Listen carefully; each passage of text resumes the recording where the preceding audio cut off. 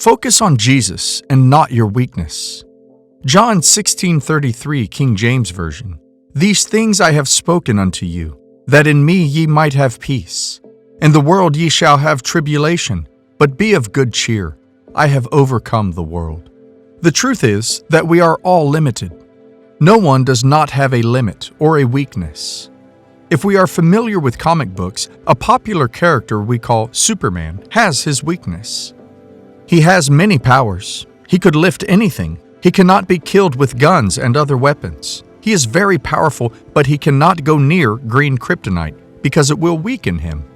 And the truth is that we all have situations that come up in our lives that are our kryptonite. Situations that it doesn't matter how powerful or intelligent one is. There are times when your weakness will come into play. There are times your hands will be tied down and you will not be able to do anything.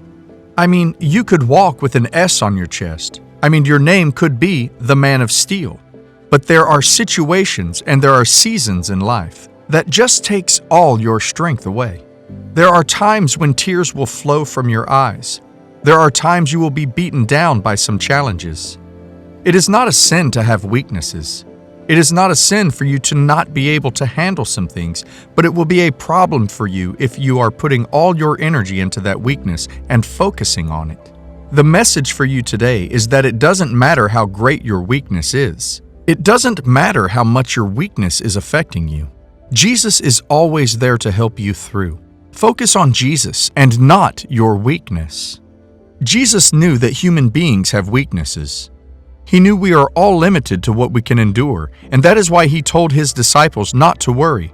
He told them about the peace he could give them, even in their weakness. This is why we need to focus on Jesus. There is something we need to know about weaknesses. Our weakness is very powerful, but you are the only one who has the power to decide if you want it to be powerful or not. When you pay too much attention to your weakness, it means you are feeding it. When you focus on something more powerful than your weakness, then you are taking power away from your weakness.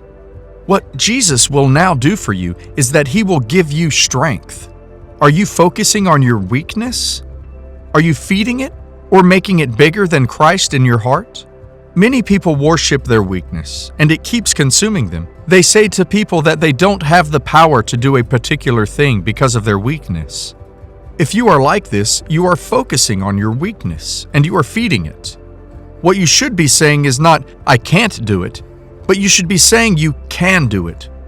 Philippians 4:13, King James Version, I can do all things through Christ which strengtheneth me. This is what you should be saying. This is what you should let your weakness know about you. Focus on Christ. Stop glorifying your weakness. Who are you trusting now? Who are you making your focal point? Who is at the center of your challenges? Who are you trusting to help you through your weakness? Psalm 20:7-8. Some trust in chariots, and some in horses, but we will remember the name of the Lord our God. They are brought down and fallen, but we are risen and stand upright. We all know Paul to be an apostle of Christ who preached the gospel relentlessly. We all want to be like Paul. Paul did all he could do not to sin against God. He tried all he could to remain faithful and remain strong, but Paul has his weaknesses too. What did Paul do concerning his weakness? 2 Corinthians 12:7-8. And lest I should be exalted above measure through the abundance of the revelations, there was given to me a thorn in the flesh, the messenger of Satan to buffet me, lest I should be exalted above measure. For this thing I besought the Lord thrice, that it might depart from me. What did Jesus say to Paul? Verse 9 says, And he said unto me, My grace is sufficient for thee, for my strength is made perfect in weakness. Most gladly, therefore, will I rather glory in my infirmities, that the power of Christ may rest upon me. Paul found grace in the sight of the Lord. He focused on Christ. He was not okay with the thorn in his life, which also could be his weakness. He focused on this thorn at first, and then he stopped focusing on it, and then prayed to Jesus. Jesus made it clear to him that there is something greater than that weakness. There is something that can cancel that weakness, and that is the grace of God. Why are you wasting your time focusing on that same weakness? Why are you troubled because of that weakness? Jesus is telling you today to focus on Him and receive that grace that is greater than your weakness. Paul said that his strength was made perfect in his weakness. This means that not even his weakness can stop him from whatever he wants to do. The Lord is telling you today to stop focusing on that weakness. There will be storms in your life. There will be times you will wish you gave up, but Jesus is telling you not to focus on those things. He wants you to focus on Him who has the power to make things go perfect.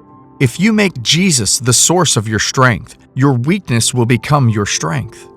Why would you allow the devil to shift your focus from God to your weakness? A captain that is afraid of the storm will never sail.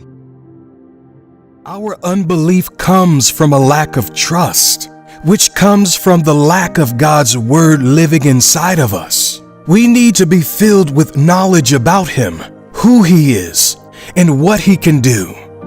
We need to get acquainted with His nature, and this can only come as we spend time with His Word.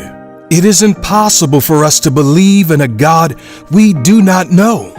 It is through His Word that we can get familiar with Him and the wondrous things He has done in the past.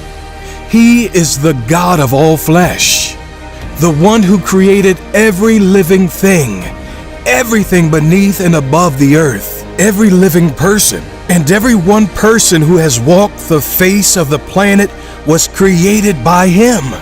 Every bird of the air and the fish of the sea was all created by Him. He has control over the universe because He made it. It is not possible that a potter will be unable to control what he molded. This is the case with God. Nothing that exists today exists without Him. Every created thing must submit to the Lord. Within the power of humans, there are limitations, but whenever God is involved, limitations are eliminated. Everything and anything at all is possible. The very nature of God is unlimited. Everything that sums up the Father has no end, and His power is also like that. Luke 1:37 says, "For nothing will be impossible with God." As long as God is in your journey, be rest assured that all things are possible to you. It is only in the realm of humanity that we can be limited. God is not limited. All you need is to believe. Let your mind open up and imagine things beyond human capacity. Do not restrict the Father.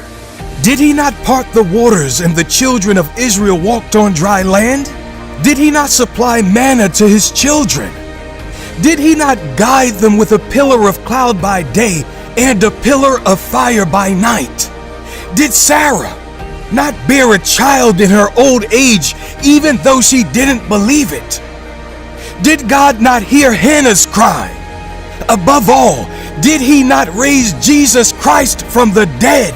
So tell me, what can He not do? Matthew 19:2. But Jesus looked at them and said, "With man this is impossible, but with God all things are possible." Have faith in God. We grossly underestimate the importance of faith to God. Abraham believed God so much that it was imputed to him for righteousness. In your situation today, do you believe in God? Do you believe that God can do it for you? Do you? You must not be afraid of the storm. God has promised you that He will be with you even in the storm.